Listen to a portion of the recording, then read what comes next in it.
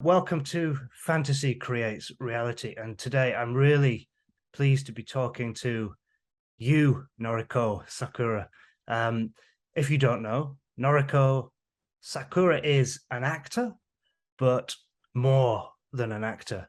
And she has another vocation as a practitioner of something called Alexander technique, and also as a massage therapist.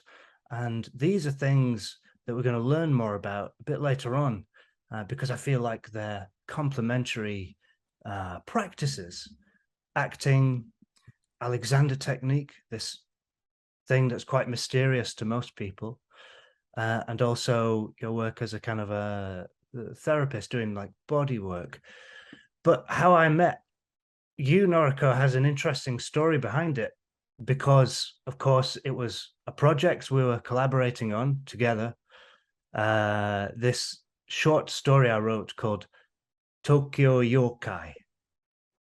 Yeah, and this story is about, well, we were talking before we started recording now how when you're doing the work of acting, you're really in the story, you're immersed there, like you are in the weather that's moving through the place that you live. But when it's gone and the weather has changed, then you're not there anymore. And with all projects, you can't quite remember. And I find it similar with writing. I'm there, and then I've moved on to something else. And this was a couple of months ago that we recorded something like this. But I'm curious, what can you remember from the story? Anything? Yes, I remember the girl.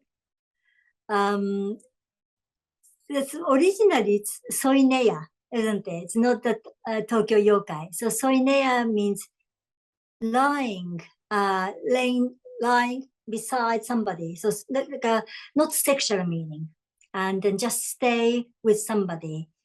So I remember that the girls sort of also it's quite close to my real, in a way, situation, because I'm also doing acting and also therapist.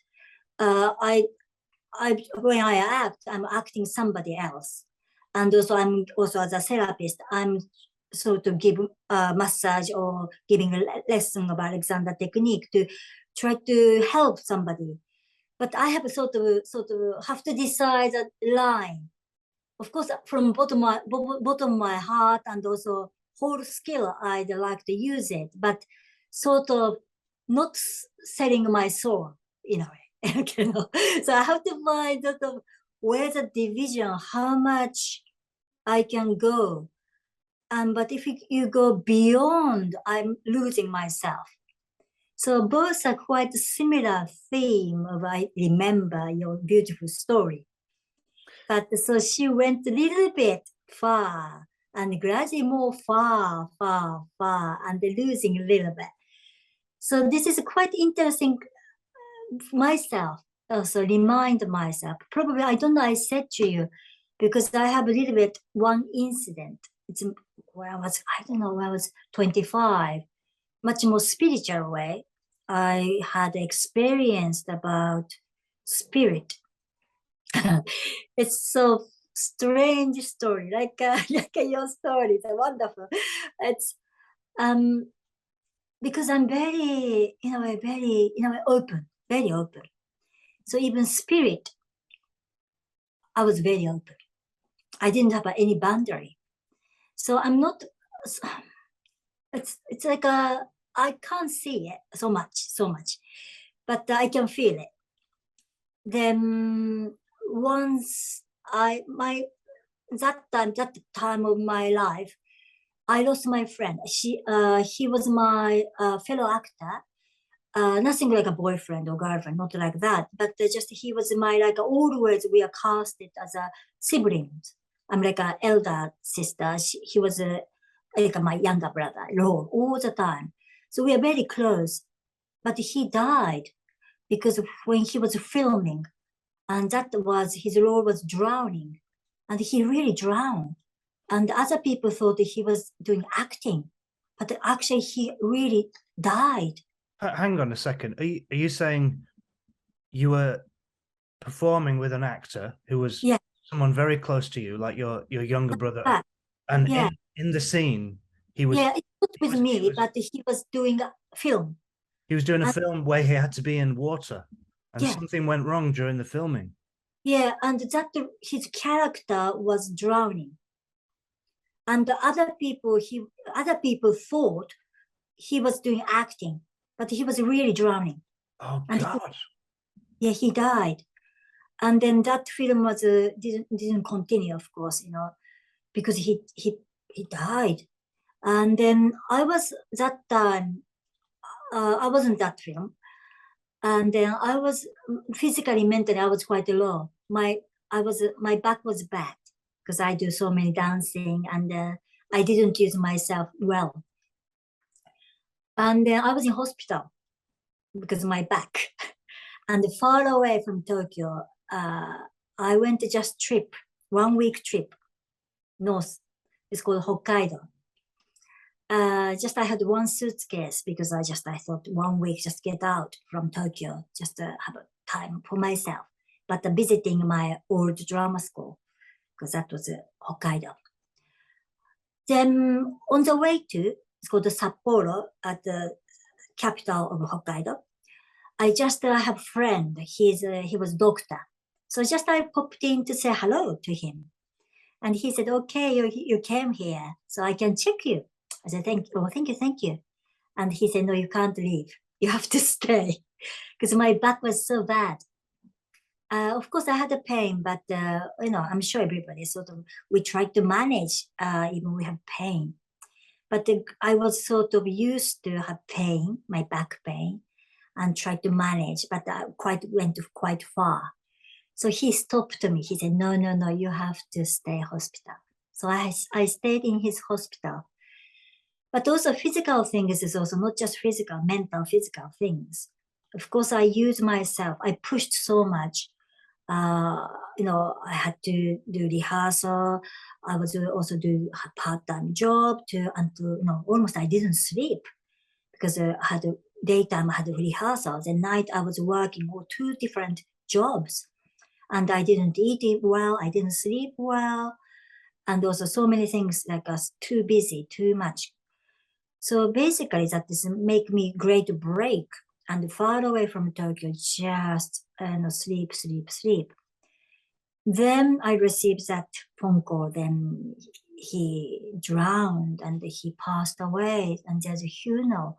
So then I went back to attend the funeral. Then, but again, I have to come back to hospital. And funny enough, he gave me, I think, I think crystal. I think he gave me crystal. Um, I I think because I went to perform in New York. So before leaving to go to New York, he gave me stone. I think that was crystal. Then I had it. So that is like a sort of things he gave me. So I was in hospital. I was so upset, really upset, because very end of it, I couldn't see him. Quite. We were close, but we had our own life a little bit. So he had his film. I was in hospital, so so I was holding stone, and then I was praying, "Please come back, please come back." Then in a way, I couldn't see him, but he was because I was hoping, I was praying. So his spirit seems like came back. Sounds very strange. Then I had a rehearsal. I had no, sorry, I was wrong. That was before going to New York. So, but already I know he knew I was going to New York. So that's why he gave me stone. So you're Then still in Hokkaido in the that's right, hospital with the hospital stone. with stone. Then rehearsal date getting closer. So I had to go back to rehearsal. I mean, I have to go to rehearsal. Yeah. Then basically, I was not still well. My back was still bad, but I was moved to different hospital to put injection to my spine. It's terrible, really terrible. It wasn't my choice. Everything organized. So I didn't feel pain. And new doctor said, for a while, you won't feel pain. But while you don't feel pain, you have to learn new way to use yourself. Okay? Full stop sounds wonderful. For me, how is most important. But anyway, I went to rehearsal. Then during rehearsal, I felt very strange. Because probably he went, I can't see him, but something strange. And then something like a curtain, far away curtain. And then I can see beyond the curtain as well. So same word. Then curtain becomes closer, closer, closer. Then felt strange, very strange. And I was quite close. The curtain was very close in the end. And I felt, I know that is another world, that beyond the curtain. And then looks very attractive, looks very easy, very nice. But I know if I go beyond it, it's not in this world. And the first was because so far away, I was okay. And I thought, oh my God, just so dangerous. And it was so easy to go another world. Then I talked to the director. I said, it's just so strange. I'm almost out of control. It's coming more close to me, almost calling me. And then director reacted very quickly. And he had special person. I don't know how to call, like a media or somebody who can cut. Wait, who was a special person? That my director knows somebody. Oh, okay. Your director put you in touch with a special kind of medium, a mediator Medium. between Or human I don't world know. and spirit world. Is this right? Yeah, that's right. Okay. Can work. So in my case is I had, because I was in rehearsal, I was in Hokkaido. That person was Tokyo. So my director talked to her on the phone. And so she was working the telephone via phone. I was Hokkaido. She was also Tokyo. And she was working for me. She was cutting the spirit from me, separating from that spirit and me. And she said, probably you have stone. I said, yes, I have stone. And she said, you should release that stone. You shouldn't hold it. You shouldn't have it. And so she said, either a temple or shrine, I have to take it and properly say goodbye. So I did. And she worked to cutting. So then I was all right. So I had that experience. So if and then she said, I have to be strong enough to say no, because if say everything accepted, spirit will come like this. So all spirits, of course, like a human being, some spirits are good, some spirits are a little bit not so good.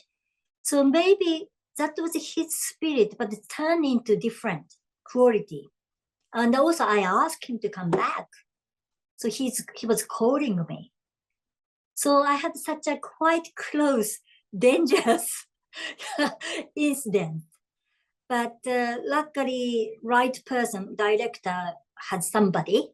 So I was saved. And also that lady said, somebody really strongly holding me to this world. That was my mom. She was a little bit, she felt something, but also she was Tokyo. But she was so worried about me, and she's holding me so much mentally. So she also helped me not to go into another world. So that experience I had. So since then, I was a little bit careful at the border. and I have to be, in a way, strong enough to not go across him. At the same time, open enough, but at the same time, I have to have something border between not totally be control, and also I have to be grounded. So from that, it's a good lesson. I was 25. So always when I'm acting, of course, I try to understand character, but at the same time, I have to be a little bit be aware of this word, because the character's word is different. But also I'm giving also massage or giving lesson about Alexander technique. I have to be nicely grounding. I have to very important, not floating and to be manipulating or somewhere else. So that's why, sorry, just went out. Your story is very interesting because she was sort of go beyond it. So that's why I was quite very interested, because I had my personal experience go beyond. It's very dangerous. Something very dangerous word is there. In a way, if I wish you can go, but still I have my life in this world, so I want to enjoy until my time comes. So this is my experience. Okay, Noriko, I did not expect you to tell us this story. Thank you. That is quite a story. I mean, you told me some of this That's right.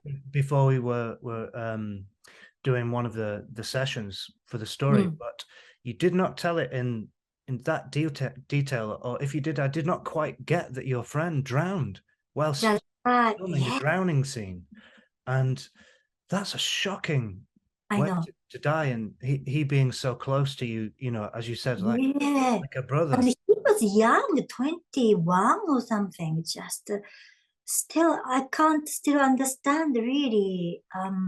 Can't believe it. Can't believe it. And then, and of course, other people, everybody filming thought he was doing acting. And also, funny enough, we had another, theater work we did together. We had also brother. He was younger brother. I was elder brother. Famous story of called Kenji Miyazawa. It's his wonderful writer. A famous story called, I don't know, Ginga Tetsudo, Ginga Tetsudo no Yoru. Our role was a dead person on the special train.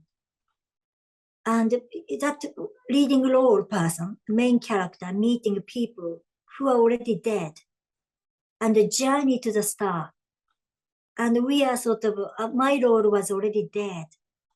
I and him, younger brother, our role was drowned to death. So sort of a strange coincidence. We acted dead and drowned. And then while we are rehearsing, he and I went to sea to rehearse. We tried to experience how we feel, that drowning. So just a sort of such a, history, experience. So we are rehearsing in the sea, try to hold a hand, and so then really happened. So it's for me I unbelievable. It's really like almost he's calling me, because we rehearse in the sea. Yeah. So that is my experience. So always something I'm doing it as hard in it, but at the same time, because I'm quite open, I'm very open, but at the same time remind myself also have to be nice grounding. And so Alexander technique is also very helpful because grounding, and also look after ourselves, balance way. Yeah, also, I came across Alexander technique by chance because my back was so bad. Okay, hang on though. Before we get to Alexander, you've just told us some incredible things there that I want to talk about more. Yeah, You were acting, and when you're really acting, I imagine that you're really inhabiting, you are living a reality, which is true. yeah, And you were dead together already with your friend and brother who has died. So, it sounds like at your young age, 25, younger, you had an association with death already and the yeah, spirit world. yeah, And that's quite something, you yeah, know? And for me, right now, I feel quite moved by yeah, this story. It's quite a huge thing you've yeah, told me yeah. there. And thank you for sharing the story. Usually I don't talk about it because also um unbelievable things. Of course, it's really remind me him. It's really sad, but also such a different story. Because I know you wrote this story, so I feel okay to share. But a lot of people, what's talking about? Just the what, kind of because for me, this is a reality. I really experienced, but I don't push my reality to other people. Everybody has different reality. But I know you are very open because you wrote this story. So I know I can share this story with you. Yes, I'm very happy to share. But it's not so usually I don't share so often. I don't know. I don't share fully. I don't know how many people I shared. Maybe I don't know, one, two, three, only like that people. Yeah, Well, because I, I hope I hope the people watching feel appreciate it, and I worry that some people maybe skeptical about such thing as spirit worlds, and because in the West we have 400 years of separation between mind and body, this mind body split, which I know you're interested in and would love to talk to you.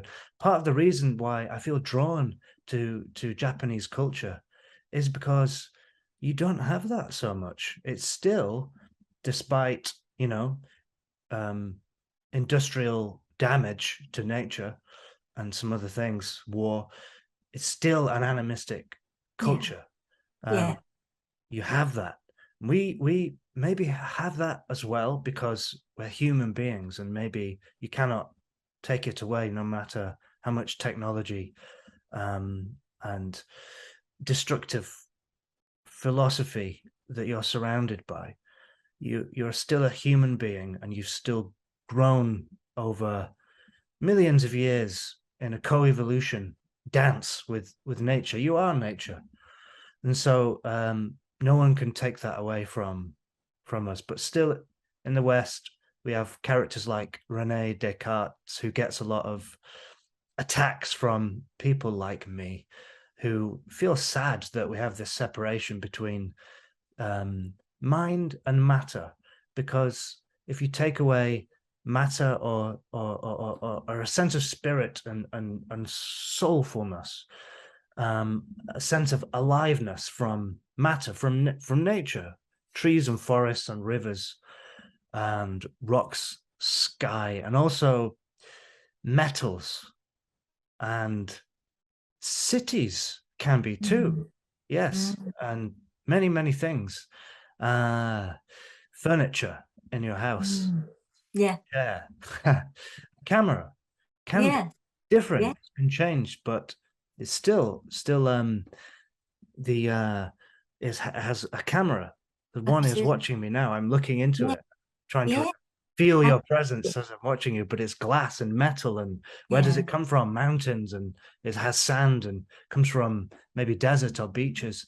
We don't know what has happened to it, but a lot has happened for a camera to happen. So I like to include things like yeah, technologies and things that people have made still as to imagine them kind of animistically. So when you're telling me this story, you mentioned the stone and the crystal, And I know that a certain percentage of people, more skeptically minded people, or a little bit open-minded, but a little bit skeptical, that have grown up in especially Western culture, they will have associations that you may not have with crystals that are connected to like the New Age movement. And sometimes people are skeptical of that because there is perhaps like a lack of precision or scientific thinking, and everything is just welcome. Yeah, crystals, rainbows, unicorns, spirit. Yeah, man, it's all great. Let's invite them all in, with no discernment between what is true and what is, something that is just a coincidence, So that's something that I'd like to talk about as well. And what I was just curious, what do you think about that, and being a Japanese person living in the West with this Western history? Yeah. Yeah, because sometimes when we are in Japan, we can't see it, because I'm in it. But I'm outside Japan, so it's quite interesting. I feel I'm very Japanese. Of course, I'm Japanese, but I grew up in Tokyo. So Tokyo, everybody expects sort of big city. It's right, absolutely right. But at the same time, probably people know we are very modern, but at the same time, very traditional way to live. So I grew up near the temple. Yeah, my playground is temple. So even Tokyo, that is Tokyo. And also my lifestyle, my house didn't have chairs. I didn't have bed. So everything on the floor. So like that, just some people say, where do you come from? Tokyo. But such a different Tokyo. So then, because temple has a big tree, and also even shrine, we know that is special, very special. Stones special, and the moss special, and sometimes little like a rope around it because we know that is special. A pond special. So, but I didn't, because I grew up like that.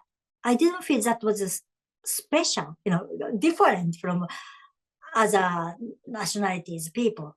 Then I came out, from Tokyo. I came to live in England. I thought, oh my God, I was there. I thought that was usual, but actually it's not the usual. Coming here, it's quite different. Then I came to live in London, again, another big city. Then now I live countryside. So in the end, it's an interesting circle. Of course, I was in Tokyo with the town, but I went to drama school north. So like exactly, I'm living like a Hokkaido way to live, even in England. But also, of course, cultures are different. But maybe different way people think about it. But I feel so comfortable. Maybe different way to take people, but I don't change attitude to. Probably some people think I'm strange, but I feel very natural to live. Even location is England, but exactly same mentality, and I don't feel. I don't feel different British people. I don't know, because I live in countryside. Of course, cultures are different, of course, but something much more deep inside us, very close. So I forget about I'm living in England. In a way, not like a separation. I don't feel much deep level.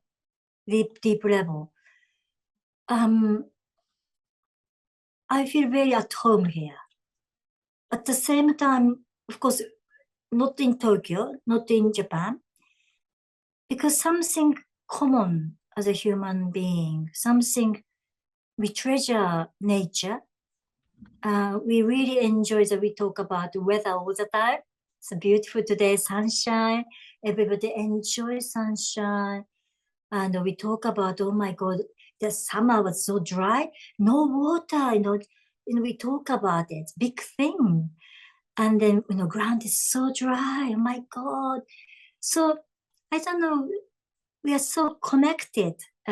Everything's, and very important, we talk about hours, my God, when last time we have rain, so dry, our grass is so brown, it's quite, so it's like, of course, much more heightened, like I was talking about stone, big tree in the temple, but that's a very special one. But the other level, much more daily life level, I feel so close. Everybody's, maybe, I haven't been so many different countries, maybe not just British and Japanese. I feel also ease. I'm sure everybody have something common, very ancient something. Yeah, Right. So you feel the indigenous spirits, yeah, which some people link to the Celtic spirit.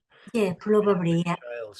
I was talking to Dr. Seiko Yazaki, who is a lecturer in religious studies at Glasgow University, I believe, and she was saying that she feels as she's walking around some places of the British Isles, she feels like although there are no shrines there yeah, or kami, she feels like there could be, or perhaps she would not say there should be. I might say there should be. She did not say that, but she said she has a sense of something in certain locations that reminds her of places in Japan where there were shrines. Yeah, and this what you're saying reminds me of this because it feels like you're saying underneath whatever is in the way of the Western imagination of really feeling themselves as part of nature, having an animistic sense that is still there, and it's there in a subtle way, in the way we attend to small things. But I wish there were shrines.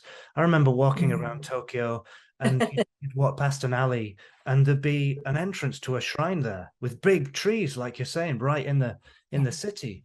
And it was amazing to see just the quality of attention that encourages you to have when you have a torii gate that's right. pass through. And also, it's lovely, isn't it, in Japan, side by side, next is a tall building. But also, sometimes people work so hard, the office, then go out lunchtime, just going through it. And also, we know something different, we can relax, and also we can connect to that, not just going to head. Still, I think people take balance like that way, just because we know from deep inside we need balance. But also, exactly as you say, we have a wonderful already welcoming. There's a gate. You go through it already welcoming. And then air is different, something different. And then usually, and even like a temple, because my house near my house was just temple, and we can wash our hands, purify ourselves, and pour that water to my hand, also clean my mouth.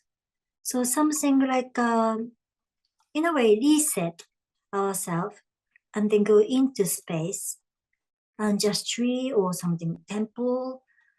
It's amazing, isn't it? Just so easy. Even Tokyo, there are so many small, such a place. So it's beautiful, I think. And of course, there isn't such a thing as in England. Yeah, I agree. But probably I don't know so many. But you have like a dragon story, isn't it? Underneath there's dragon before. Many dragon stories. That's Yeah, right. listening to Yeah, look at Arthurian that. You legend. have such a story there, still there. Stonehenge. Look at that, amazing. So it's just a powerful, powerful. Maybe it's not visible, not exactly the place people just go into it, but of course, Stonehenge, of course, there is because you can go. But any even garden, you can place one stone, or just some plant, some tree or rose. It's all right. Anything. If something for sacred, something special for you, and then connecting it, I think you can make it by yourself, like something special place. But I'm sure unconsciously people doing, just even park. If some upset, people go to park just sitting, for example.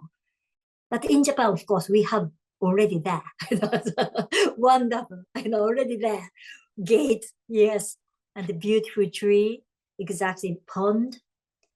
Well, It's I should confess that I actually made a shrine in the woods near my house from river rocks, smooth stones, partly inspired by my experience living a little bit and traveling in Japan, and just really wanting something like that's that. I wish what, we had a Shinto or something here.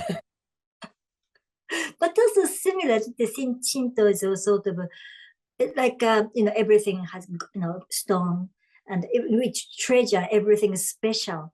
It's tree, stone, moss. It's really nice, isn't it? Not just only one big god. Everything is very important.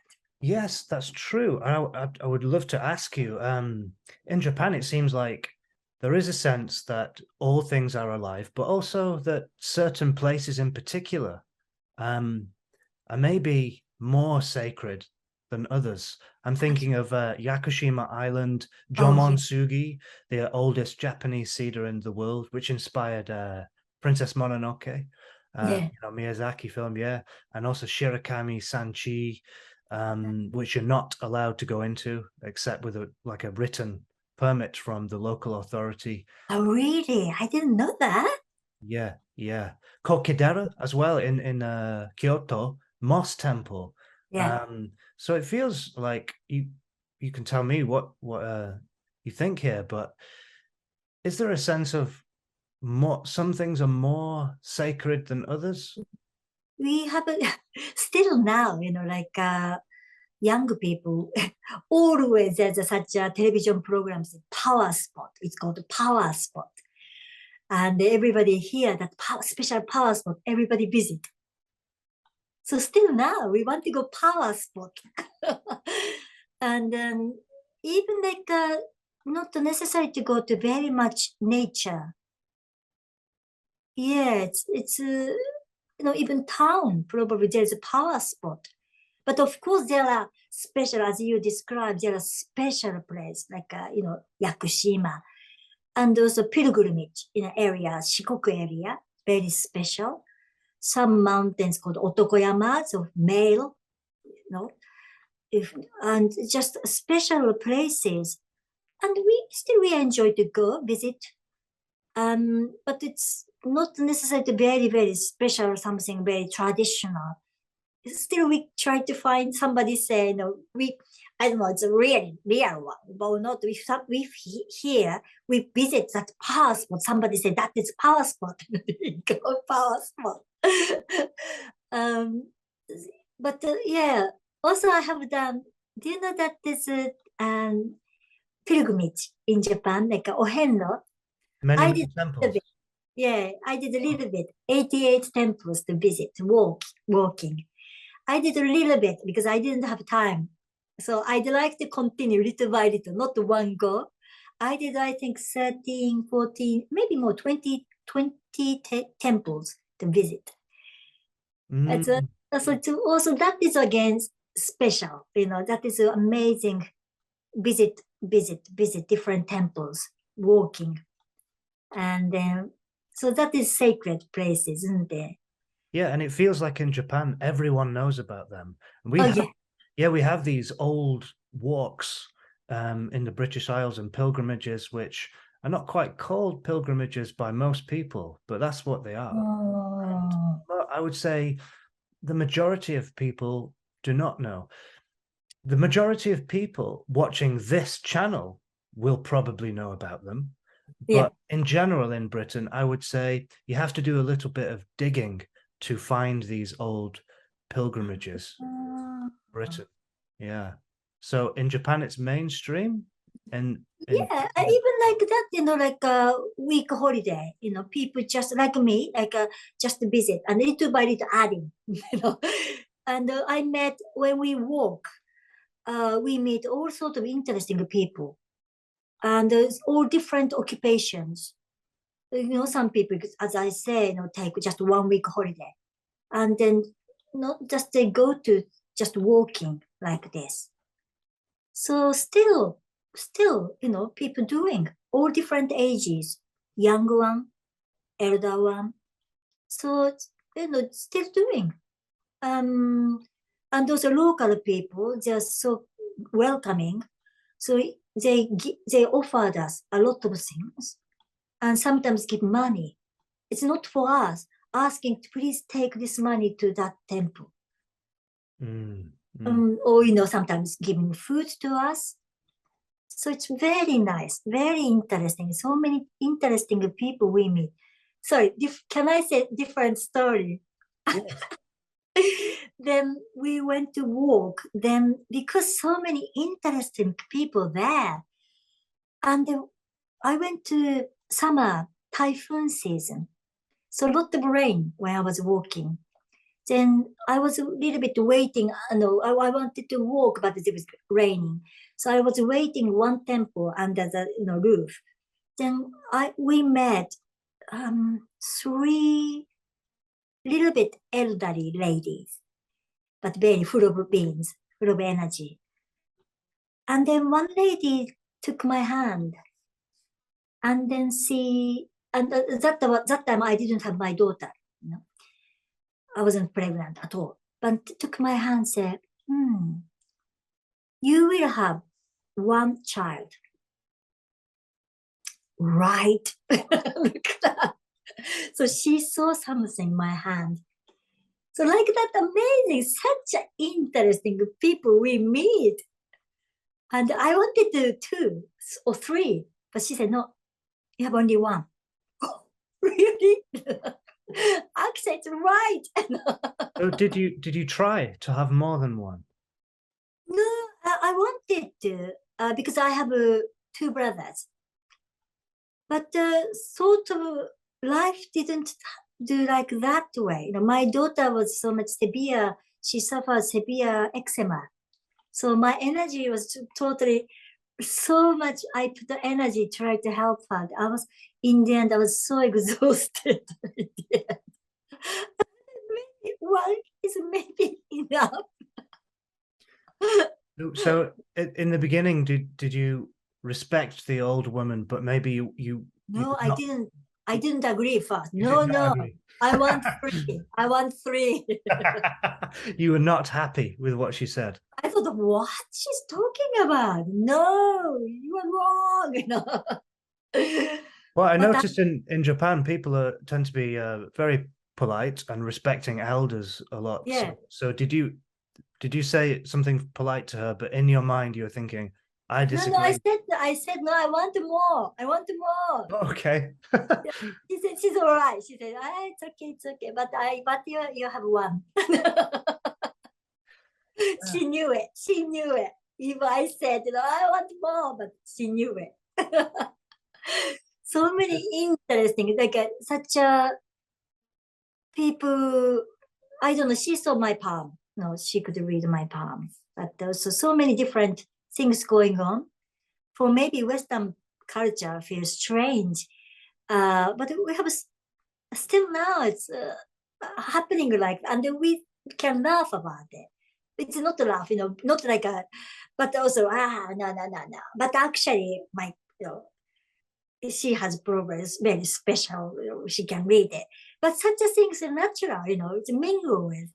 And I know she's a special person, but I wanted more children.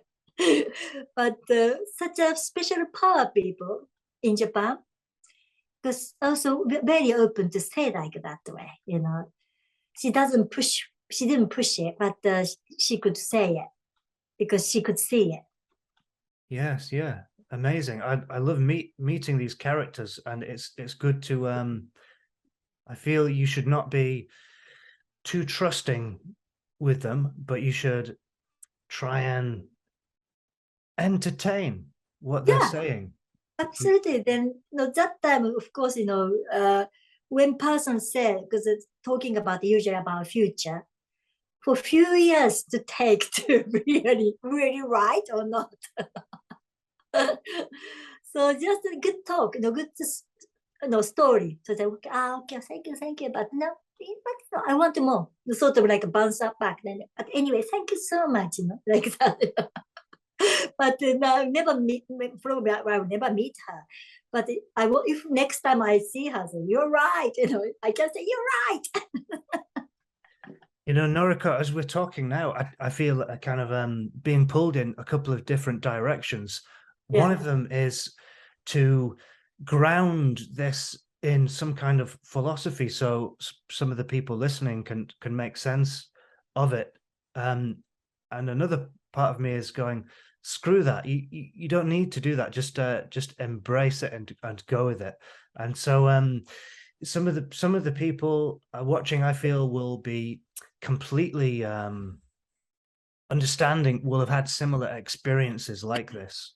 And then others might be a little bit skeptical, and they might go, okay, so what, this old woman was reading your palm then? We have things like this. And people have done experiments and they've tried to disprove them. And what's the biochemical explanation for this, or what's the material neurological explanation for this?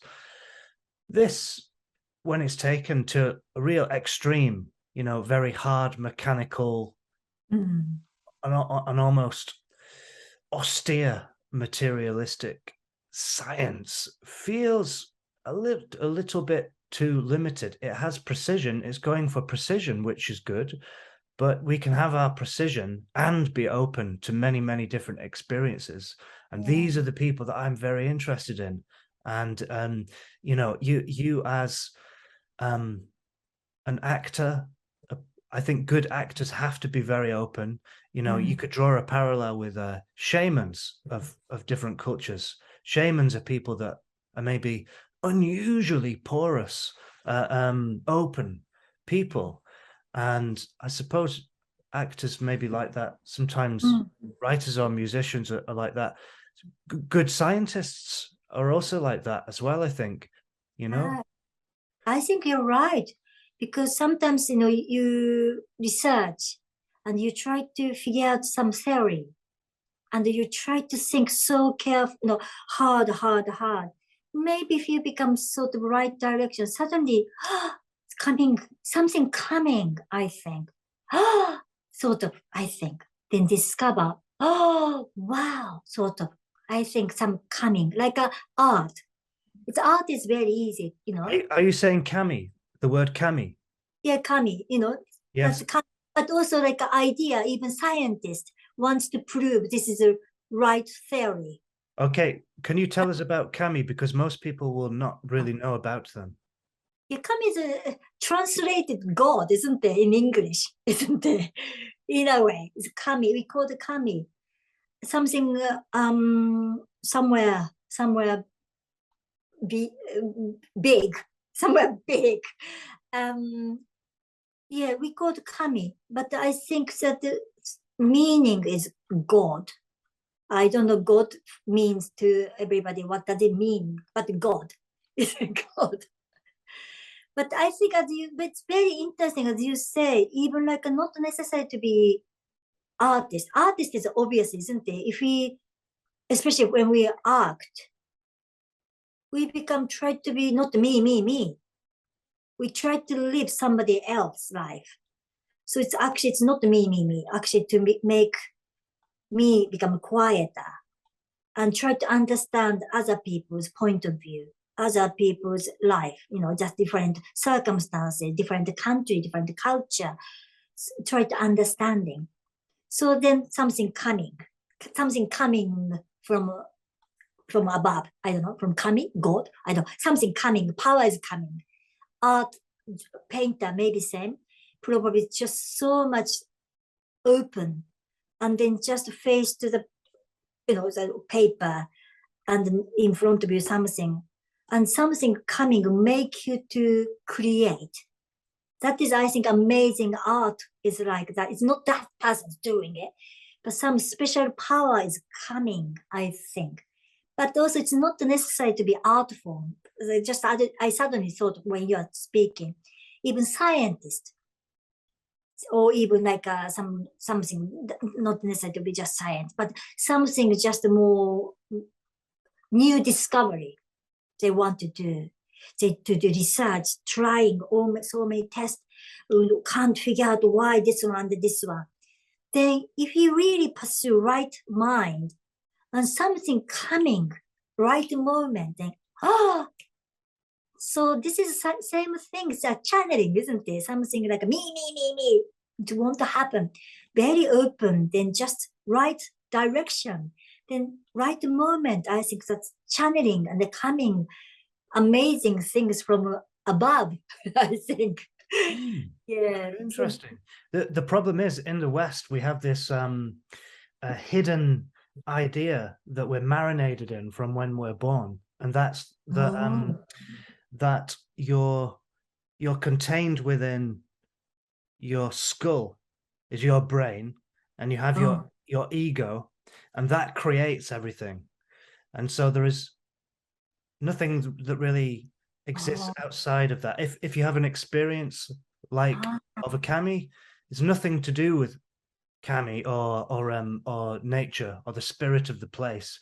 It must be to do with your own chemistry in your brain or something like this. It has to come from, so there's some idea in the West that we've taken everything numinous and magic from nature, and everything that we cannot directly perceive with our senses. All of that in many cultures. In Japan, you call it kami. The Greeks had their ideas of what it was. All different cultures have very precise ideas about the realms and the inhabitants, the creatures, the monsters, the yokai, that whatever it is, fairies, different ways to imagine it, ideas.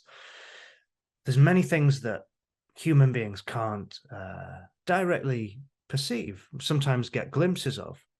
And I'm not talking about anything supernatural, but I imagine our sensory perception is like a river, and that's our particular river, and it has its own flow and color. But different animals have their own river, and they have a different sense, and the world comes into them in a different way, which is different to ours, and we don't know what it is. So there is a rich bubbling cauldron of experience, and it feels like this is nature, and our home planet in its cosmos is really alive. It's thrumming with a very intense levels of mysteries and experiences. And this is what an artist or an actor or a shaman or someone is opening themselves out to. It's what's other, outside, like you're saying. And in the West, it feels like what we've done over the last few hundred years, and longer than that really, is we've taken all of that and we've stolen it, and we've said that's ours, and it's only as a product of mechanical, electromechanical, neurological, it's materialistic story. We have a materialistic way of imagining it that I feel like we're a little bit trapped in, or we've been trapped in. And I know that it's not quite like that in Japan, is it? Yeah. It's also maybe again my story is quite extreme. My dad came from north, yeah, and then my dad generation, my dad, when he was small, I don't know now because we live in we used to live in Tokyo. I used to live in Tokyo. I was not grew up countryside. But when my dad was small, each area of Japan, if somebody died, and then sort of like a shaman, there is a special person, each village, everybody have, each village have, and then ask that person to come. Then maybe I think I don't know after funeral or something. I know then special like a sort of occasion everybody meet. Then that person through that person, the person who passed away is talking. So my dad is nothing he believes anything about spirit, but that is whenever somebody died, it happened like this. They everybody go together, and then that person talked, sometimes suddenly passed away, or thank you, or not to talk about, and or I'm sorry, I couldn't say, I'm so sorry, or whatever, then sometimes say, you, at the moment, your stomach, I can feel stomach is not right. So probably you have to go to doctor, whatever, some suggestion comes. So that is, I wasn't there. I heard all the time from my dad. So such a things, I don't know, I grew up like that, hearing my generation. I don't know now, but such a things is very usual in a way. Um, and also he's not sort of person who believe, but believe or not, it's not a sort of spiritual person. My dad is nothing spiritual, but still he feels, something like somebody talk about spirituality. But that is his experience. He not just once, all the time. If somebody passed away, all the time, and then that person, it's again like a ghost. The story Hollywood film Ghost. Whoopi Goldberg talking about something like that. Only that person knows that shamans talking and sounds totally different from that real voice, but it's something coming from different voice. Okay, hang on. So you're saying at the funeral, the villagers funeral or after funeral. Maybe it's not the funeral, that is another occasion. But nobody say goodbye. Basically, that spirit wanted to say goodbye to everybody. So special occasion, then people gather, then that person, before leaving, spirit leaving somewhere else, to go somewhere else, basically say goodbye. This person's saying, the spirit is saying through somebody's body to say goodbye to individuals. And are you saying that this local shaman or medium is the person who the dead person speaks through? Yeah. Okay, I understand. That is happened, my dad's generation. And still like a not special place, usually a lot of different area. I'm sure they are slightly different, but usual things, these things in Japan, modern country. I don't know now, but my dad used to say that is, happened. So then my generation, probably not me, only me, other people also, similar story we heard. So in a way, it's nothing strange in a way. We grew up, that is happened, really happened. So you're saying that your dad is very dismissive and of this spiritual stuff, but when something like that happens, he just thinks it's normal. He said very No, really, he said really only that person knows. Okay. Always, always strange, but it's real. He said, actually, really, that person was speaking. The way to use a word is exactly that person. How to call that person is exactly that person, the way to call that person. So it's interesting, isn't it? So then, I don't, so that's why we feel such a supernatural things. It's not to believe or not. It's not that the level believe or not exist. We accept exist, probably. It's not to believe or not to believe. It's really there. So the foundation is not like a doubt or not doubt. Still, we think there is. Yes, well, there's one thing I'm very excited about at the moment is it seems like in the West, scientists and philosophers, some of them are doing very interesting, deep work on this kind of thing. I think of Ian McGilchrist and his work on the left and right hemispheres of the brains, and that sounds a little bit reductionist when I say it like that, but he's written some absolutely stunning books. And one thing is that he says is the quality of attention, a quality of attention that you pay to the world or the place you're in changes the reality of it.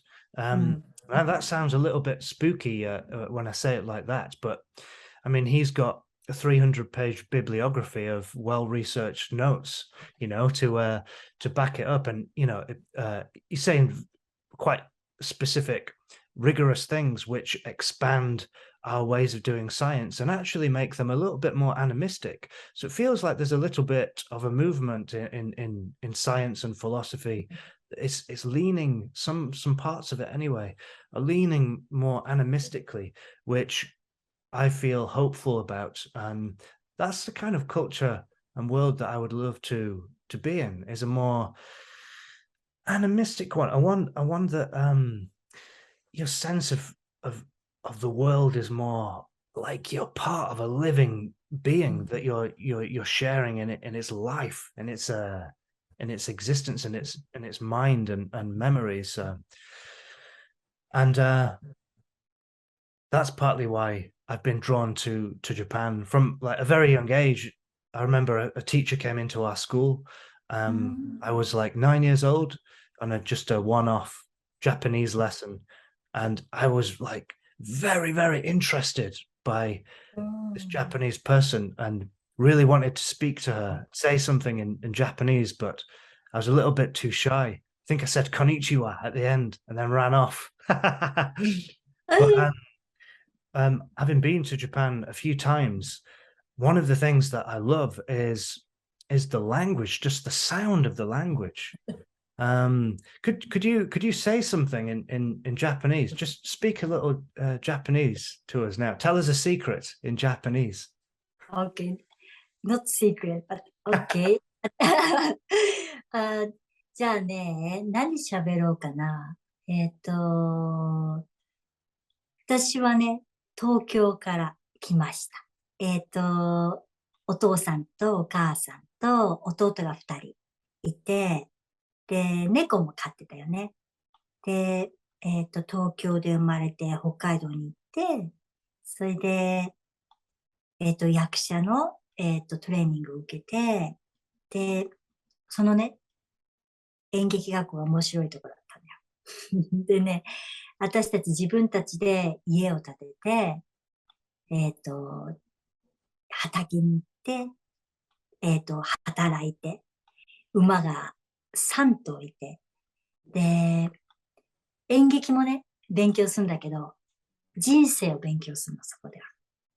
すごいよね。で、学費がないの。すごいでしょ。だから私たちお金を払って勉強するんじゃなくて、働いて生活費を稼いでた。Thank you. That was beautiful. I just love that language, the musicality of it. You know, of course, every Japanese person, every person has a different way of Yeah. speaking, but I just love the musicality of the language. And never mind, we don't even need to know what you said. Okay. I And also, like each area has different, even like in England, or Britain, Scottish, dialect, for example, or different Liverpool, different dialect, isn't it? Different sort of sound. Even Japan is the same. Like Japan is not a big country, but it's very long. So north and south are very different. mm, So different dialects, sometimes like a documentary or some interview, we have like a subtitle because we can't understand what talking about. Such a different, like a same language, but the dialect is such a different. So I speak Tokyo. So it's like a not like nothing, no like a dialect. So some people coming from south, north, totally different way to speak. Yeah, so I'm like a standard Japanese, but the okay, okay. female, But female. yeah, very, very uniquely you. Only Noriko Yeah, Sakura speaks like Noriko Sakura. Uh, absolutely. yeah, and I That's can. Oh, go on. Sorry, sorry. it's all right, it's all right. And if somebody learn Japanese, and it's quite difficult, isn't it? Because it's basic, you can understand it, but everybody has different way to speak. That's so hard to understand. Basic thing is the same, but even male, female, different way to speak. Little bit, different words we choose, and also personality. End of sentence, we add some sound. Depends on personality or how you feel. Still same meaning, but we can say,今日は、朝ごはんに卵を食べました。You ate an egg for your. That's right. 朝ごはんに卵を食べたよ。よ。朝ごはんにね、卵を食べたのよ。Well, something like you can change it, but the same things you're saying depends on your personality. You're adding something yo or you must. There's all sorts of things we can add. So it's very interesting language. Very make it your own. And did you really eat an egg for breakfast? Yeah, I love egg. Even umeboshi, I made my umeboshi. Do you know umeboshi? I do. I wish I could make it. I hate. You can make it. Oh, thank you. I Another really, lesson, we have another Zoom session. I appreciate your confidence in me. That's why you can make miso as well. I'm making miso as well. You know what I made last week? Chicken karaage. Oh, impressive. Oh, ishideshita. That's deep fried Japanese chicken. Exactly. It's very special, really yummy. Yes, Well, free range, that's so good.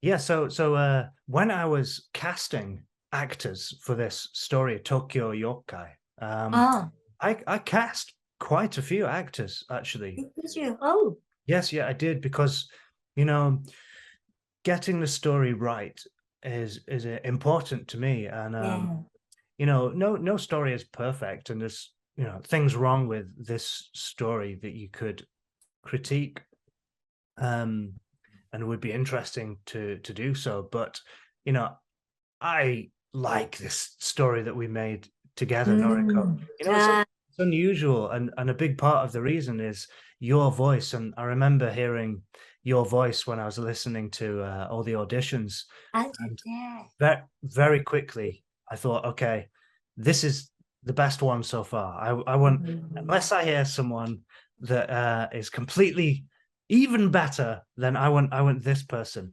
But I didn't hear anyone better. For this character, and there's something in your voice that holds your life, your soul. A person's soul is carried in their voice, and so that's why it was very important to get it right for the character.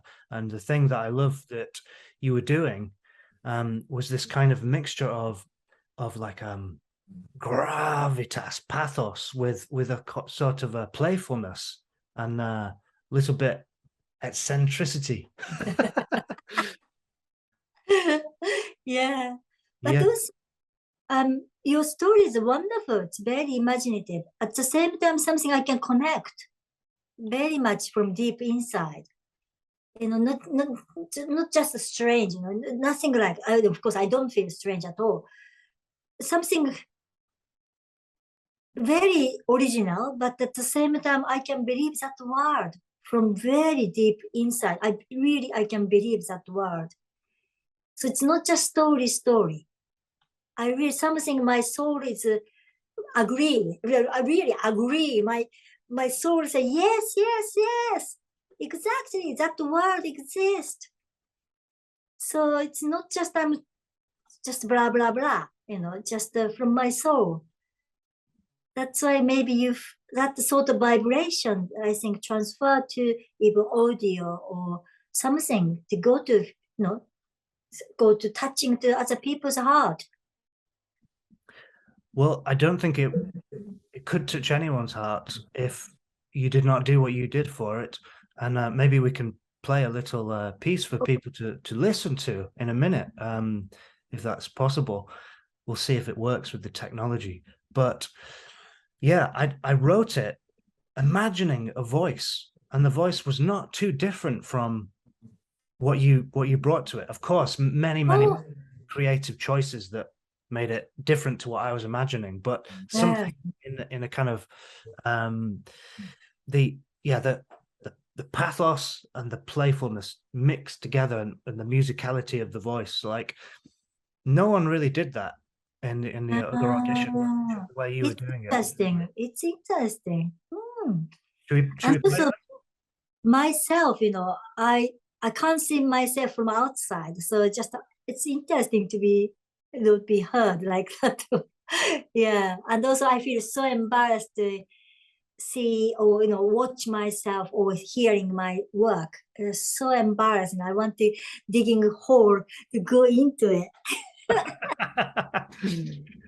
Well, I hope you can stomach it, because I would love to play a little bit, but yeah, I'd really appreciate what you say about the story. And for me right now, we've been talking about death. You opened with an unusual story about death of your close friend and kind of, in a way, brother. That was a hell of a story. And then, you're talking about as well these funerals and these mediums or shamans with your dad and his thoughts about it. And death is in the story as well. The character's mother kills herself, and Japan, for all its amazing things, has one of the highest suicide rates in the world, which would be interesting to talk about after. But this is really present for me at the moment, because very recently my neighbor commit suicide, My God. and I knew him, and he was suffering with some like mental illnesses, bipolar, some manic depression, but just being very close to someone, I didn't know him super well, but just lived very close to me, a couple doors down. My neighbor decided that he was going to kill himself, and did.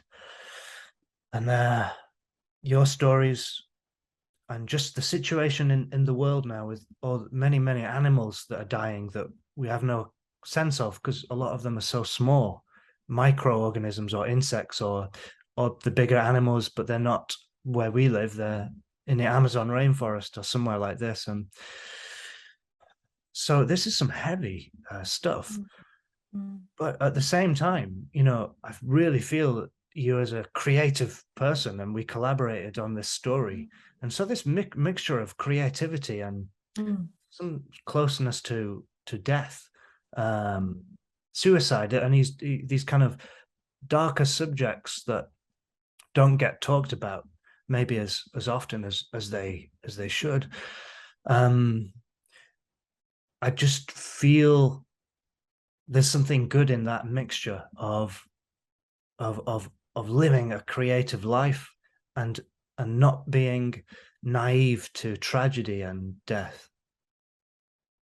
I just wanted to say that before we play the clip for the story, because you know the story is not really about suicide and death. It's more about a young woman who has a strange encounter with the spirit world and ends up being a Soeneo worker, a sort of, in a way, a kind of a therapist for Yeah, broken and wounded abs- spirits and absolutely. monsters. Yeah, absolutely right. It's like a therapist, isn't it? Helping that yokai. Yeah, yeah. And how unusual that you turned out to be an actual Yeah, therapist in your that's life. right. I'm very interested. Something. Yeah, I turned into therapist by chance. I was full of like a world of acting, but something happened. You know, it's maybe um, I we are moving out from London, and also I had a daughter. All sort of comes same time, and I was trying to find my new path because in London, you know, I could continue to be similar lifestyle and focusing just um, joy to the acting. But there's something also, it's not just me. I had something younger generation. And I wanted to do something good for contribute more directly. Acting is fun. And probably sometimes, you know, some people say, oh, I saw this film and it changed my life. Sometimes happen like that. But I didn't feel something so much directly and contribute something to the world. But something, and also I like use hand from beginning. You know, I'm making something. I like using my hand. So I wanted to find something combining something I can contribute to this world, something good. Because acting is something, of course, theater, I can feel audience, but of course, more than theaters, you know, the same space, but it's not directly I'm touching, you know. So massage or Alexander technique, I use hand, and then something I can my energy or something go into that person, and I can feel sometimes place Alexander technique, you know, just we're trained to do not doing a hand because hands is busy. We do.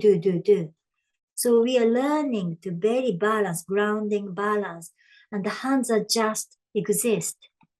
And this nice, kind, open hand is placing client's body. And I'm not manipulating, I'm just wait. And I'm just thinking about I'm grounding, I'm breathing. I'm just using my direction for the direction. And then just, this is like placing. Then if I change something more balance, go through my hand and go into this client. So it's very interesting, isn't it? So, so the massage, of course, I'm doing a little bit, but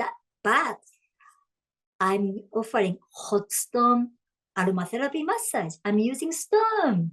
The So stone's I'm coming not back again. doing Yeah. like that sort of manipulating. I'm working with natural stone, warm stone, and just give something nice things to my client. And I'm not doing kind of things, but again, because I'm also practice Alexander technique, as much as possible, myself is very open, and also receiving information, the client information from here through my hand. So it's very interesting. It's not just one way. Not like doing. Both way I'm receiving, and on spot, I'm not just here, just whole body. I'm tuning in what is the best for that person. And this is like improvisation. So that's, it's very interesting, not just this way, that way, and the finish, not like that. Just really scared, I don't decide, just I have no plan. Just face to face and just put in my hand. I have a stone, warm stone. I have beautiful essential oils. Then just see how it goes. So this is my way. And so interesting. And sometimes magic happens. And I can feel it. Somebody's really, something, not holding something. It's happened. So it's very interesting. And I can feel it directly. So not like acting. Acting, we can maybe put film. A lot of people can see it. So it's not so many people I can meet, but such a intense and direct. And I really can feel every session, I can feel something magic happen. And also at the same time, also for myself, if I really trust myself and mind is right, sort of placing a nice place and very open and keep breathing, something I can make it, something magic happen. That is also interesting. So my way is in a way connecting, everything connecting. Acting is also same. It's not me, just very much in a way empty myself, allow that character's life go through it. So very open, not deciding, oh my God, what happened if I forget the line? I have to say this line. Not like that, just stay this moment and just breathing, grounding. Let's see what will happen. So everything in a way, different occupation, but the same attitude. So it's quite interesting. And so for me, creative and something not fixed, something happened me and that person. It's not only me. I'm not manipulating. I need somebody work together. So like our collaboration, similar. So it's not me, not like that way. I like to be open and working together and something create magic.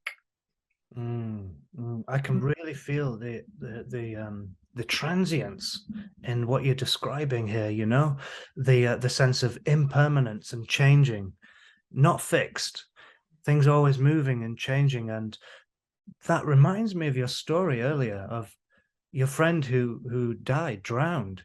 Mm. Before that, you did an acting exercise with him in a different project, right, where you were dying together. That's right. So in your rehearsal or practice, you were dying together with this friend who is now dead, and just the transience in that, and the sense of me and you will both die, and so will everyone watching this, and then somehow, if you can embrace that trouble, that uncomfortable, maybe frightening, really heavy feeling, Yeah. then the world opens in another way, which Yeah. opens more beautifully. And the sadness gives a gift to your experience of life, which makes it more beautiful, transient, and meaningful. Yeah. And also everybody has story. Everybody has experience. So if we are open enough, just exchange, isn't there something even sad or angry or amazing things happen. So piece of it, sort of like maybe not one go, but something we are exchanging our experience, each other. If we are open enough, something go into it. So that's why amazing, isn't it? Something like, it's not just language. It's not just something underneath or maybe much bigger things. It's not the words, not just words. Something we are exchanging, something much bigger than that. Yeah. So that's, I think that is beyond nationalities, beyond, place, culture, because we are same human being. Maybe not just necessary to human being, much more wider. Stone has history. It's amazing, isn't it? Tree, water. It's amazing. Something you're receiving. Yeah. It's amazing, isn't it? Not just human being. Yeah. So that is, I think, wonderful. Yeah, Even like, yes.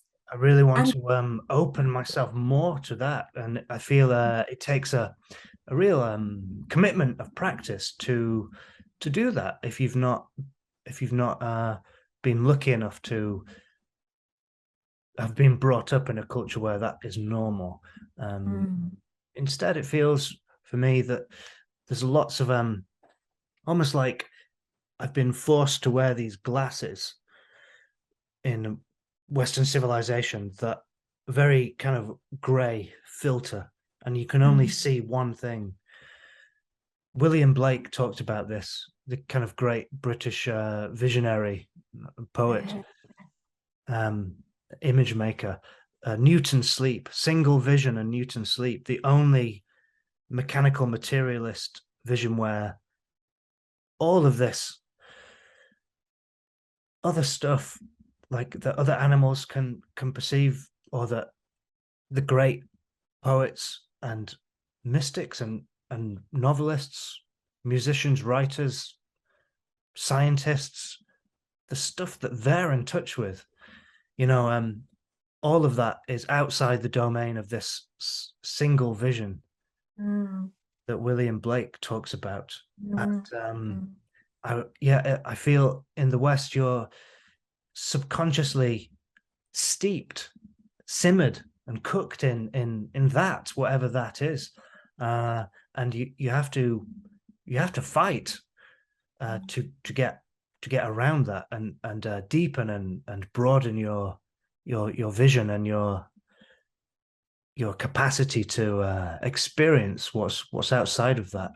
But I just wanted to say as well that your story reminded me about Louis Theroux. He did a documentary. Do you know this character? He's a British documentary maker. Very popular, sort of an I unusual. know that.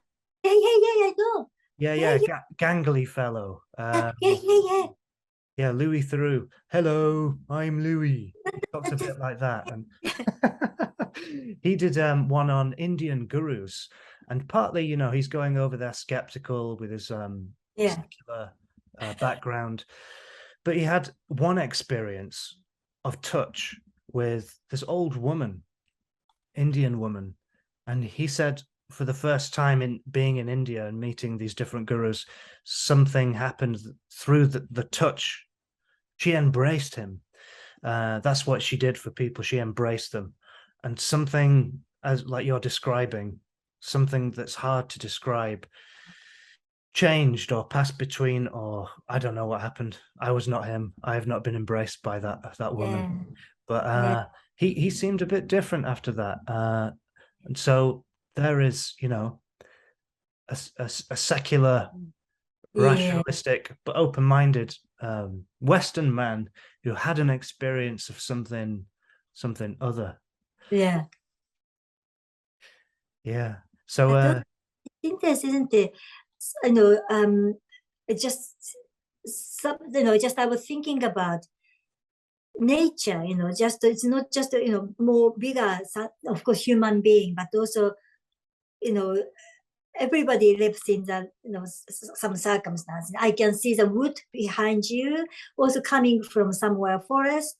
Everybody's even living in the town. Something oh, connecting. you mean in, this? yeah, that's right. And the chair, the wood, Yeah. like that. It's not necessary to go into very very deep somewhere in the wood or maybe India. We are something connecting, isn't there? Even we have potable plant, we have something connecting, deep unconscious level, connecting already. So even like to use chair. I like British people, using old antique. It's lovely, isn't it? So much histories. A lot of people use already. It's a lovely idea. It's wonderful. British people love antique, like Oh, really? absolutely. But something has history, isn't it? Stories there. So I think that is wonderful as a foreigner to see British people. Wonderful such an aspect, respect antique. It has story, more stories than just a new one, for example. Yeah. Something like that. So it's not like something wishy-washy, something not just people who believe spirit, spirituality. Already ordinary, like not that spiritual, nothing like that. People feel it, something like antique because something story there, something there, unexplained, but attract something because something there. Yeah, right. You can even feel this in mainstream bars and cafes where they might get old books to lend something to the atmosphere of the place.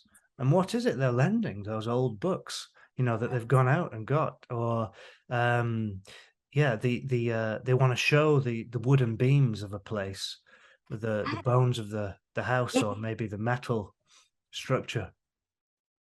Very interesting. Yeah, so you seem to be saying that British people maybe are more animistic than they realize. That's right. I think so. I like it. Didn't realize. Well, that already there. Okay, right. You're saying they didn't realize No, and what's already there. Yeah. maybe people want to deny it, but actually it's already you have it more than you think. Yes, I think you're right. Yeah, I think it's in folk culture and normal life in subtle ways, and the outspoken, hyper materialist, narrow-minded people are actually the minority. So yeah, I think you're right. I just wish there were more places of learning and pilgrimages and shrines and ritual and places that encouraged that quality of attention that where you feel more than yourself. Yeah, and also, maybe still minority about, that like us, very, in a way, open about this, not like us, not like science, only not just everything have to prove, not like that. But I want to at least want people respect, such a might be, it's not just everything we know, we want to everything to here to sort of figure out. But more than here, something much more bigger things exist. So I want to just respect such a things, even you don't understand. But it's okay, it's not just everything make it smaller, because maybe it's not small, much, much big things, amazing things outside the box. So if somebody wants to just in the box, it's okay. But at the same time, once these people want to respect, even they don't believe or doesn't matter, but people who believe something much bigger things, at least, just like a sort of okay, not just, oh, you're stupid. Because I'm sure there are so many interesting things in this world. So interesting. It doesn't matter, doesn't make sense. Because so interesting. If it makes sense, that is small. Such a small, if it makes sense. Doesn't make sense, but something amazing. It's wonderful, isn't it? Yeah, and why not open ourselves to them? It can enrich our lives. I'm thinking of even someone as materialistic as Richard Dawkins. I mean, he seems like he gets a lot of attacks from maybe people who wish the world was not so utilitarian and efficient and mechanical and materialistic. You know, even he talks about there's something of the spirit of like the west coast of Ireland or the spirit of the place. Even he loves poetry. And so this really gives me a good feeling that, okay, if someone who has been, you know, abused by mainstream monotheistic religion, you know, Christianity, part of the reason why someone like Richard Dawkins, you know him? I don't know. Okay. Sorry. Yeah. Well, he is this box we're talking about. In some ways, he is a master of the box. Oh. Wants things very, very precise within a certain kind of materialistic science. A master of the box, we could call him.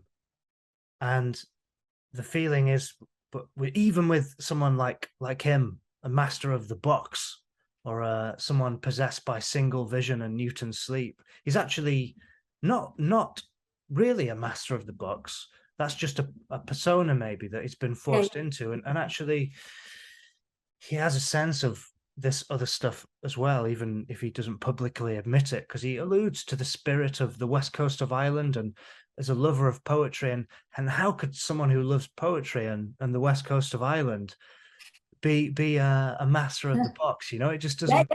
So, yeah, where maybe Richard Dawkins is also quietly animistic. I'll send you a little link to a video. Yeah. I think it'll get a sense of what I mean, and will tell you a certain philosophical background of British people, if that's interesting for you to sort of understand. Yeah. So do you think, would it be too embarrassing to play a little clip of you performing this story? Can we do it? Yes, it's all right. Okay, thank you. All right, so this is well, let's just play the first few minutes and see what happens. This is Tokyo Yōkai, which will release shortly after this conversation. In Japan, we have a word, yokai, means basically spirit or something like your British goblin or troll-san. Most adults do not have a direct experience of such things, but for me, something happened during my 6-year-old birthday, which made normal life impossible.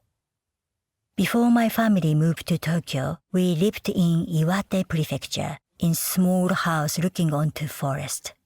During my 6-year-old celebration, we are playing a hiding game where I must discover my friend's location.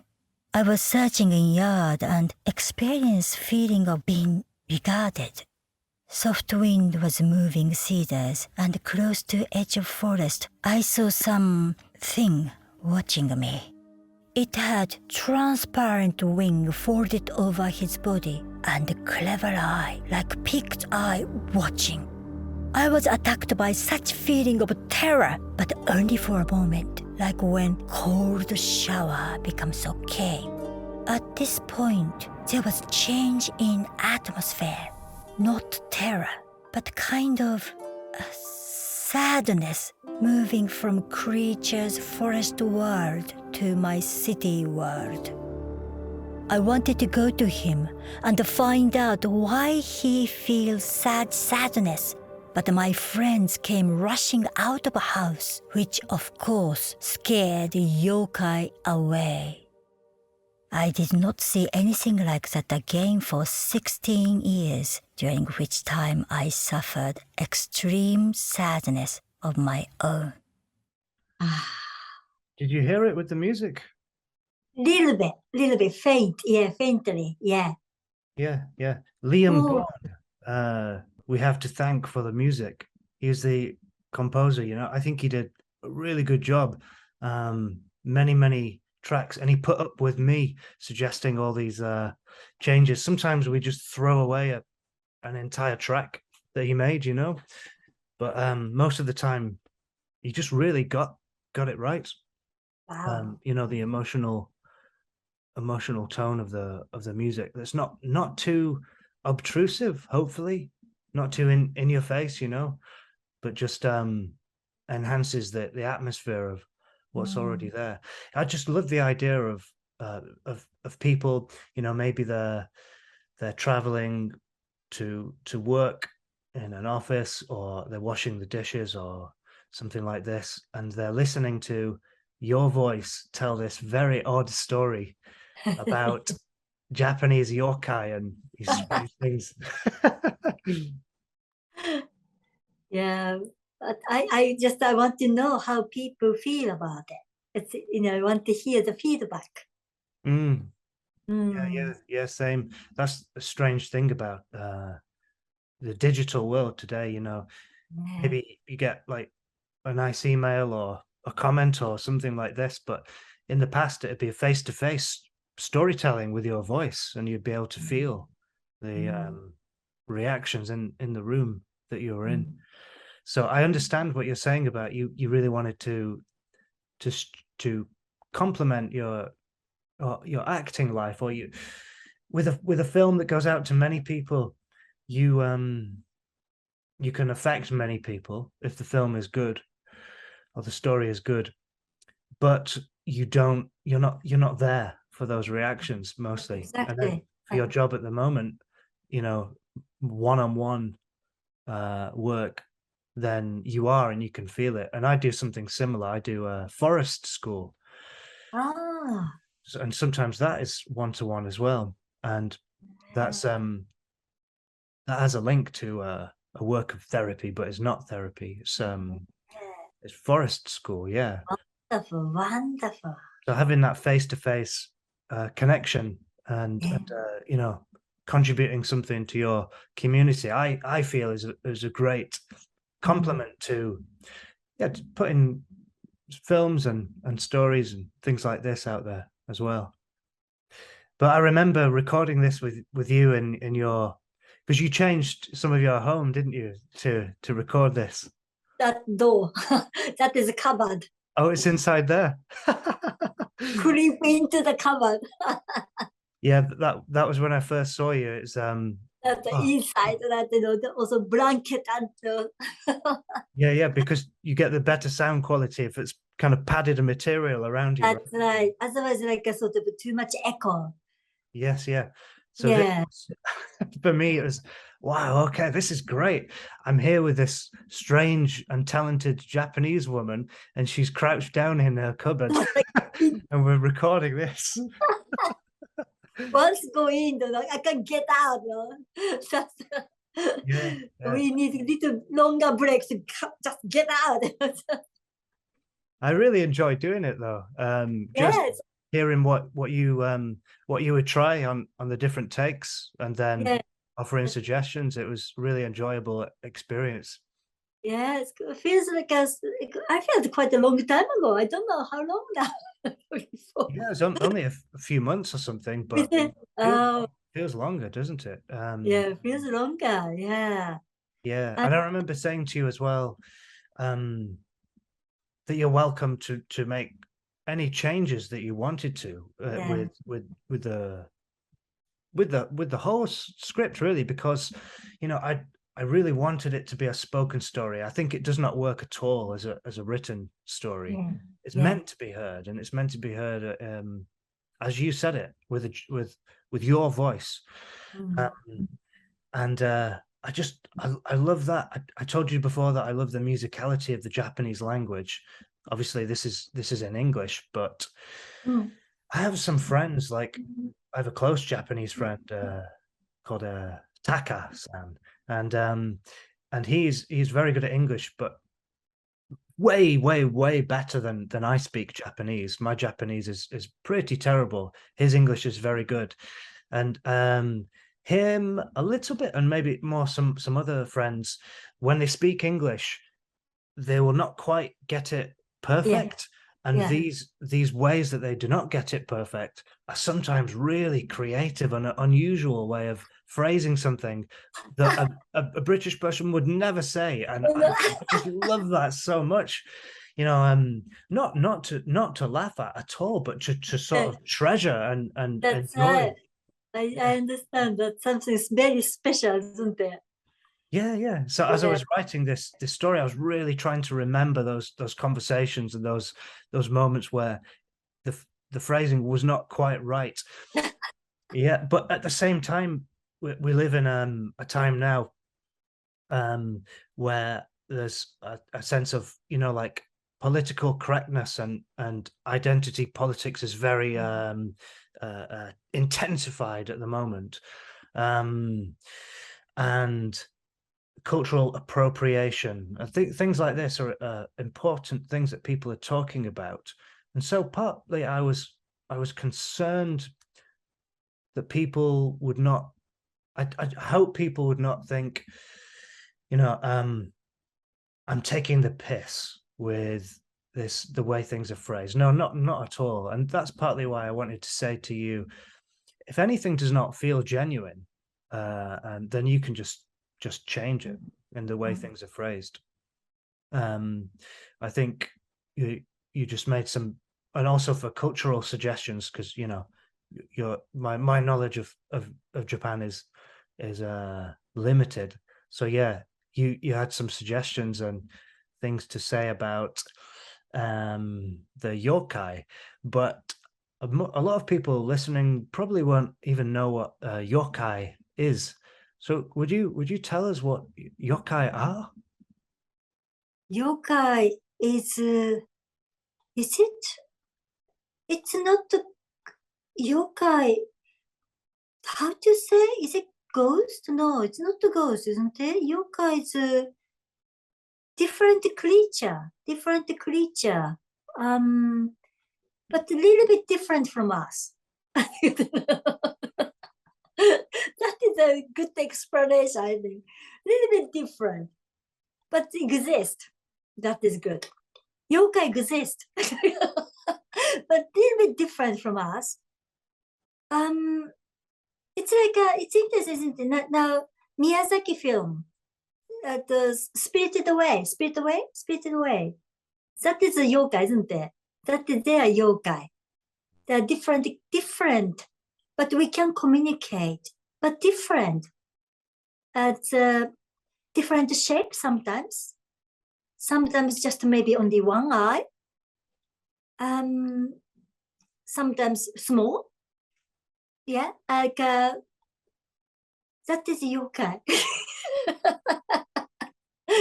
Right. And one way that I like to understand it is you talk about Miyazaki and Spirited Away, and you know, he's just letting his imagination run wild in these films, but also his imagination is completely linked to the world as a living body, nature as alive, and he's part of it.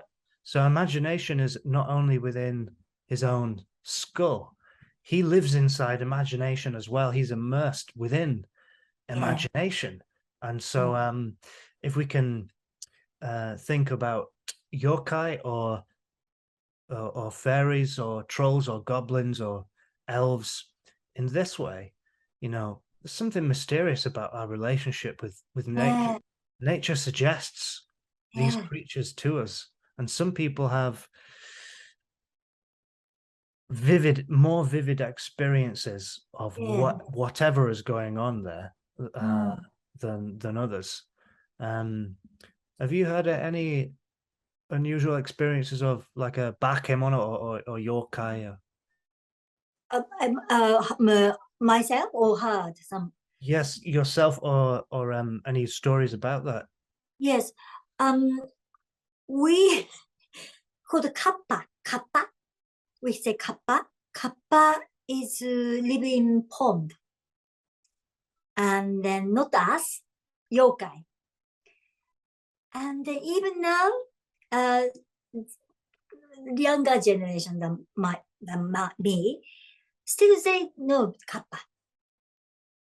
Believe or not, you say no kappa, kappa. They know, they believe. They know there is kappa. They know there's kappa there. Okay. Because, for example, if you have pond, there's some notice board say, be careful, you know, this pond, be careful, you know, prevent drown, you know, don't go close by, because then usually, animation kappa face. Still there because maybe kappa is living there. And so this is not only children, but everyone. Yeah, so like sort of still now, even like Tokyo, there's a little pond. There is a kappa mark. So we know it because there is kappa. Okay, so this is not the authorities being playful by painting kappa on the sign. They really think that That's right. kappa has. So kappa is there. Okay. But it's not like, of course, it's not totally people don't believe it. Maybe not there is kappa, but sort of a common acknowledgement says kappa, yokai. If you do naughty things, probably like a mermaid, probably mermaid is putting maybe somebody's is drawn to the water. So like for your mermaid, for us kappa. So everybody know kappa. Probably not in this pond, but there is a mark is always an animation written. Say be careful, and usually kappa animation there. So this is very close to our maybe most like a close yokai probably to our daily life. Even like a Nessie, I don't know. People, I don't know. People Nessie's maybe somebody took a photograph. We don't take photograph, but somehow there was kappa exist before, and maybe some pond. I don't know. Countryside still there. Kappa is it's like a turtle. I don't know. Little dish on the head. And they need little wet all the time. They can't just dry out. They have to keep watering here. But in the pond, kappa lives in the pond. Even I know, I'm sure everybody know kappa. Even haven't seen kappa. Everybody know kappa. Right. So it feels like you mentioned mermaids, or yeah, sometimes because everybody know mermaid, right? Yeah. Though many people would think it's just a fantasy in like a negative way, just something that the human brain has made up. Really? Some people would think this, yes, and I want to try and make a bridge between those people and people like you. And so I mean, mermaids in myth and folklore were quite dangerous creatures, sometimes, and could draw you into death and seduce and drown. Right, yeah. that's the drowning again. Yeah. And right. so I don't know, some Western people might think, okay, yeah, that's if you have a very unusual experience at sea where the atmosphere and the wind and the waves and the rain is making strange noises, and you feel a strange feeling come over you, and there's a very odd quality of light that should not be there. Maybe they would say, okay, they would go, well, the light must be some kind of bacteria in the water, and the sound, I don't know what that is, but maybe there's an aeroplane or something like this, and to try and explain it. In Japan, it seems like the boundary is a bit softer between. Yeah, I think so. Unexplaining things is okay. We can live in the air. We needn't prove everything. I think maybe that is quality, exactly, boundaries are much softer, I think. We can live in the air. That's right. Yeah, it's all right. Just floating. Yeah. And also, maybe it's not the yokai, maybe spirit. We have also very familiar called zashikiwarashi. Warashi is child. And usually, for example, a lot of children in the room, we counting, supposed to be nine kids. But many times we count but 10. One zashikiwarashi. Oh, strange, 10. Why? 1, 2, 3, 10. Why? Then we know, oh, there is zashikiwarashi. So you're in a room with some children who you're looking after them. They're supposed to be 10, or they're supposed to be 9. You count 10, and you don't know where the tenth. Sometimes there is a child, Right. and we say zashikiwarashi. We still say that, and some, our everybody's imagination is that child wearing kimono. And the old house, probably there isn't electricity, probably very dark. So probably sometimes misunderstanding. Maybe, I don't know, coming from much more old, not like now, but before, I'm sure there are a lot of zashikiwarashi. Sometimes, we couldn't see clearly, but sometimes we say, number is not right. Or probably no, there is zashikiwarashi. We still say that. So still, it's not totally believing, but we know that there was such a some story exists, and also, yes, it's in the air. It's all right. I was counting wrong, probably because that's kiwarashi, one extra one. Still okay. Story finished. It's okay. Because maybe I'm not like I was wrong, because there was Dashikiwarashi there. Like that. I love that. I love this phrase, we can live in the air, and the air is invisible, always moving, and very, very old, carries all our stories and our words, our thoughts, our intellectual ideas and songs. Yeah, that's right. And it's interesting, isn't it? It's all right. Everybody happy. No denial. It's okay. Maybe it exists. Yeah. I thought maybe it's Dashikiwarashi. Maybe it's not, but maybe it's Dashikiwarashi. It's okay. Right, yeah. Get looser and That's right. softer. And yeah, it's okay. It's nothing. No, like, I think that softness is maybe Japanese, something still there. So there's a space, such an idea still there. It's all okay to be the space, not everything in the box, It's not just that. Still the space. Floating, such an interesting idea can float. This makes me really curious about what Japanese scientists and philosophers are like. But do you know that it's a famous, serious people, like a scientist. Japanese special water, it's famous, isn't it? Something special water. Do you know that something? Oh, where from? Which water? I don't know. When my daughter was eczema, had suffered eczema, there's a stick, and that changing something, putting in the water, quality change. All of Japanese water, or just certain springs? Special Japanese scientist discovered, and maybe scientifically proved or not, I don't know, but it works for my daughter. Right. If something put into that stick, into the water, quality change. If you put a stick in, what? Let's So yeah, there's something inside in the sticks. And the scientists discover some that chemical, I don't know chemical or something inside stick. And in some, I was taking my daughter to that is homeopath or cranial osteopath, and she recommended and to buy special stick. It's coming from Japan. So the Japanese water has changed the stick. Yeah, Japanese scientists discover or created that something inside. And if you put any water, put that stick in the water, quality of water change. Okay, right. Not only, I'm sure there's people know it.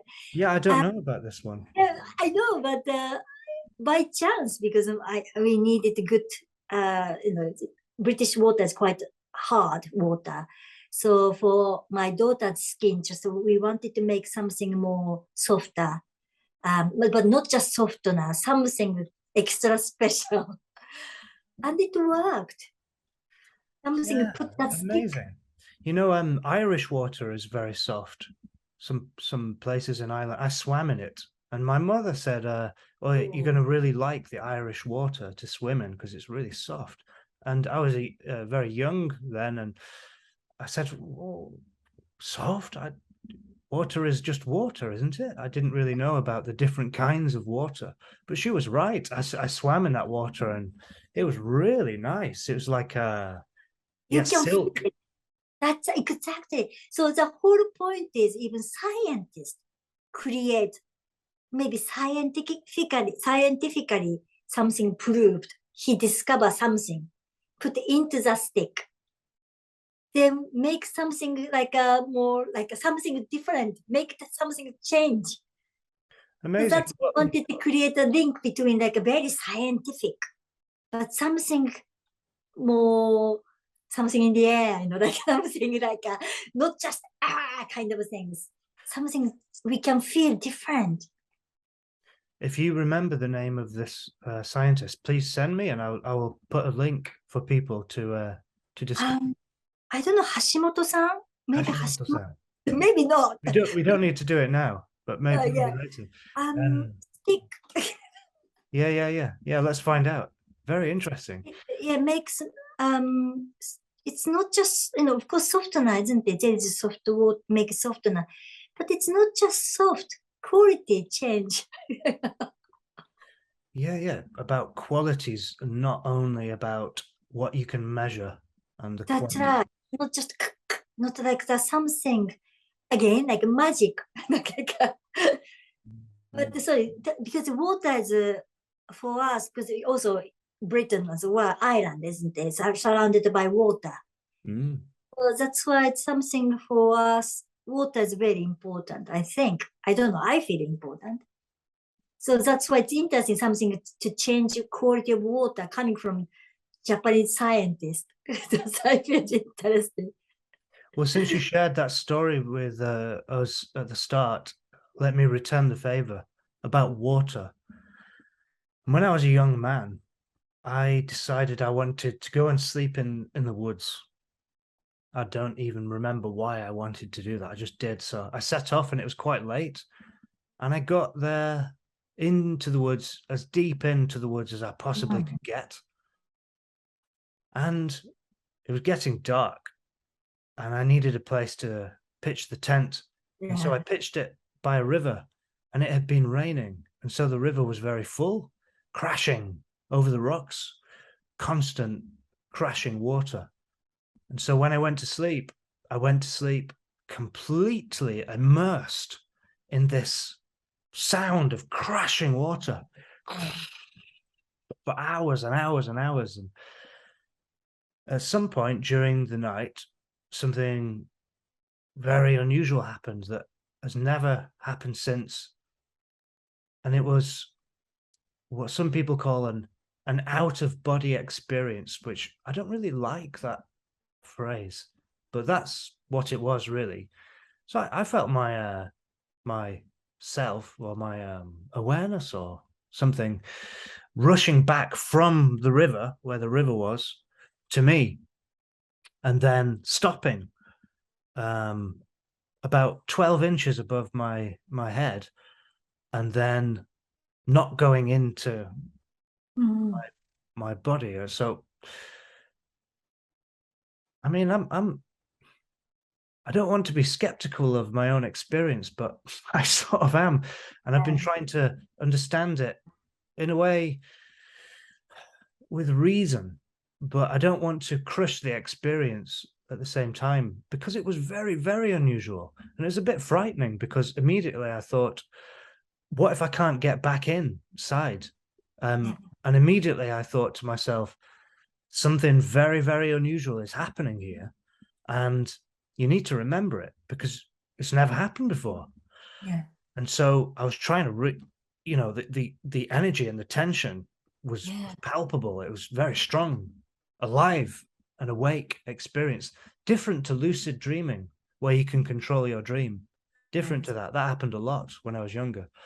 And the fear of not being able to get back inside my body, and that kind of forced me back in. And then I woke up thinking, okay, try and remember what just happened, because unusual, Amazing. So that was something to do with the water and the presence of the water in the river. And that river, that river flows through my hometown of Hebden Bridge.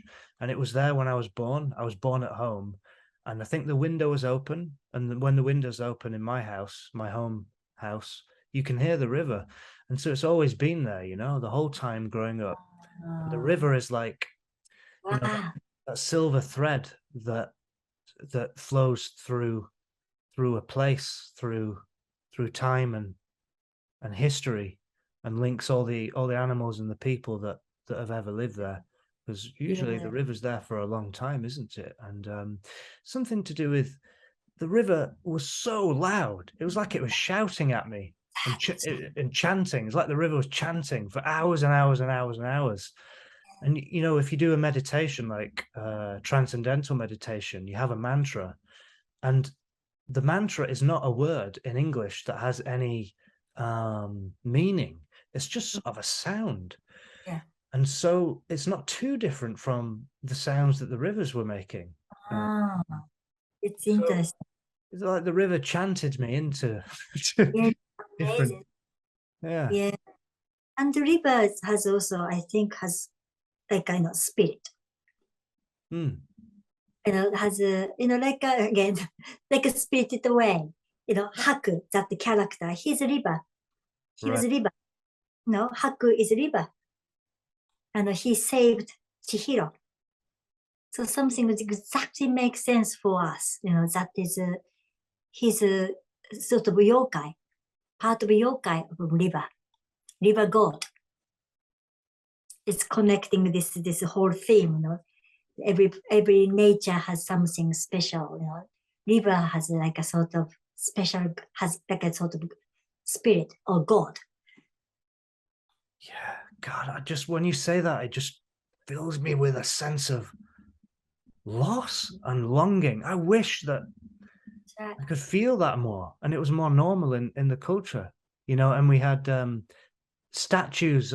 You have so many statues of animals and kami in your country, just like tanuki outside people's houses with the massive balls, and you know, strange lions and kitsune like statues in Inari.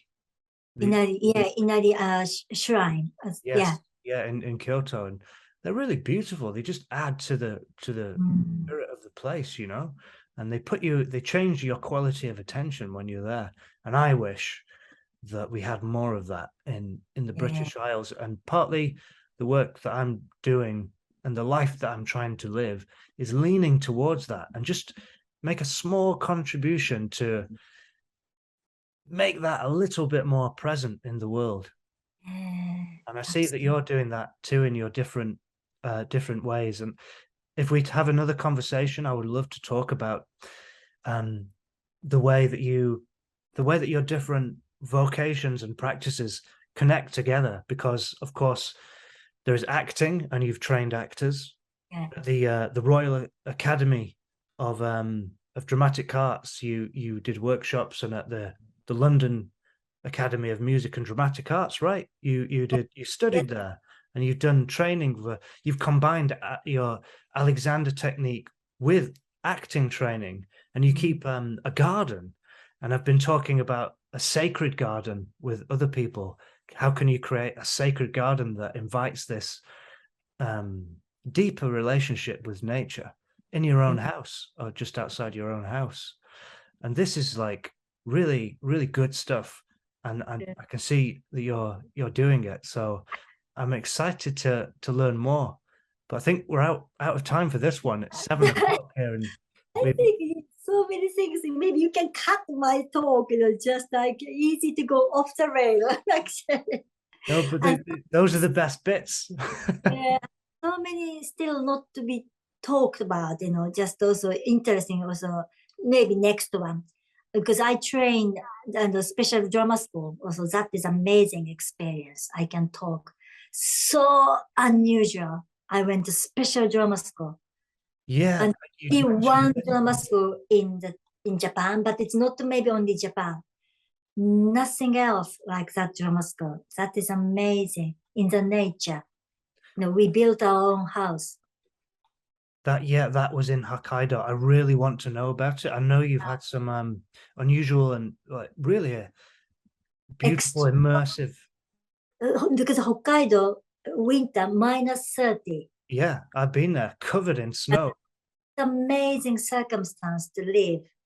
So it's amazing that teacher he set up there and teaching much more, not just acting, about something much more deep, of course, much deep, much bigger. We lived 2 years there. Especially I was early generation. When we arrived, we didn't have our own house. So we had to build. And not just only our house, because so many people, about 30 people live together. So we had to build for special for all log cabin to, this is for eating, and this is for sleeping cabin. Also we had to build. And in the end, we had also 3 horses.